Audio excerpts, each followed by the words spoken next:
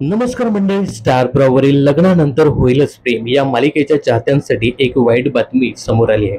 या मालिकेत काव्या हे पात्र साकारणारी अभिनेत्री ज्ञानदा रामतीर्थनकर हिची तब्येत अचानक खराब झाली आहे। या संदर्भात तिने स्वतः सोशल मीडियावर पोस्ट शेअर करत ही माहिती दिली। तर ज्ञानदाने हॉस्पिटलमधला एक फोटो शेअर केला आहे। या फोटोवर तिने लिहिलंय, मुंबई लोकलचं प्रमोशन आहे, ज्ञानदा कुठे आहे? 200 एपिसोड सेलिब्रेशन आहे, काव्या कुठे आहे? तुमची अप्पू काव्या म्हणजे ज्ञानदा थोडा आराम करते।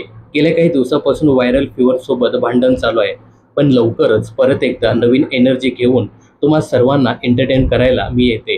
तुमचं प्रेम आशीर्वाद माझ्यासोबत व माझ्या सर्व प्रोजेक्ट सोबत ठेवा याची मला खात्री आहे। दरम्यान ज्ञानदाचा मुंबई लोकल हा चित्रपट सुद्धा 1 ऑगस्ट पासून चित्रपटगृहात प्रदर्शित होत आहे। ज्ञानदाचा हा पहिलाच मराठी चित्रपट आहे।